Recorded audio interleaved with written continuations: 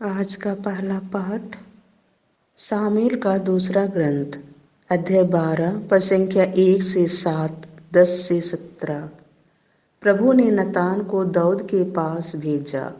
नतान ने उसके पास आकर कहा, एक नगर में दो व्यक्ति रहते थे, एक धनी था और दूसरा दरिद्र। धनी के पास बहुत सी भेड़ बकरियां और गाय बैल थे। दरिद्र के पास केवल एक छोटी सी भेड़ थी जिसे उसने खरीदा था। वह उसका पालन पोषण करता था।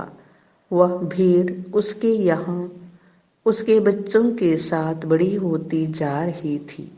वह उसकी रोटी खाती, उसके प्याले में पीती और उसकी गोद में सोती थी।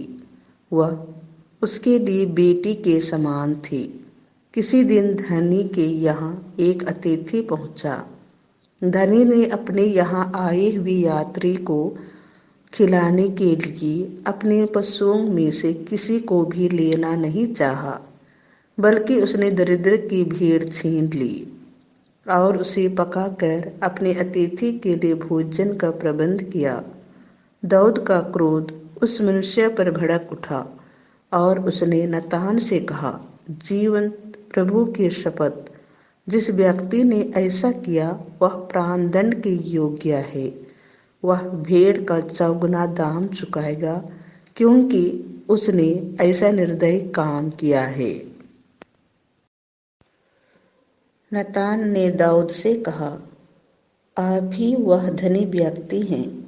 प्रभु इस्राएल का ईश्वर यह कहता है, मैंने तुम्हारा अभिषेक इस्राएल के राजा के रूप में किया, इसलिए अब से तलवार तुम्हारे घर से कभी दूर नहीं होगी, क्योंकि तुमने मेरा तिरस्कार किया और उरिय्याह हित्ती की पत्नी को अपनी पत्नी बना लिया।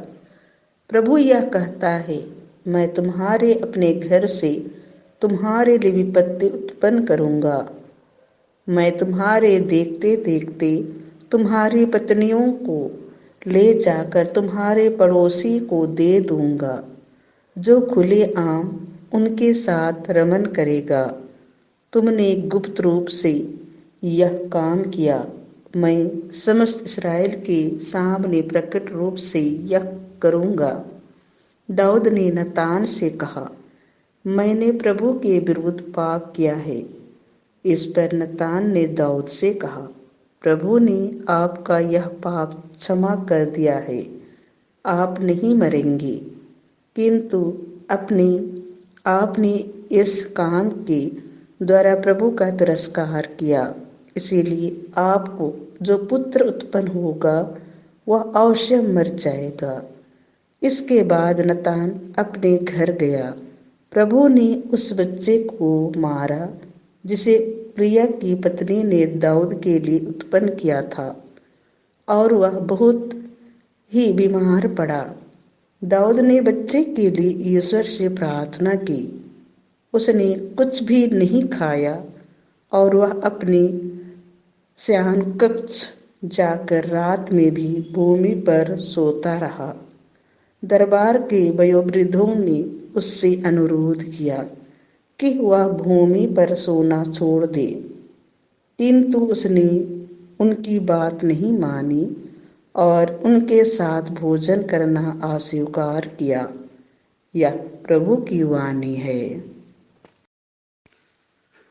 संत मार्कुस के अनुसार पवित्र सुसमाचार अध्याय 4 पद संख्या 35 से 41। उसी दिन संध्या हो जाने पर ईसा ने अपने शिष्यों से कहा, हम उस पार चले।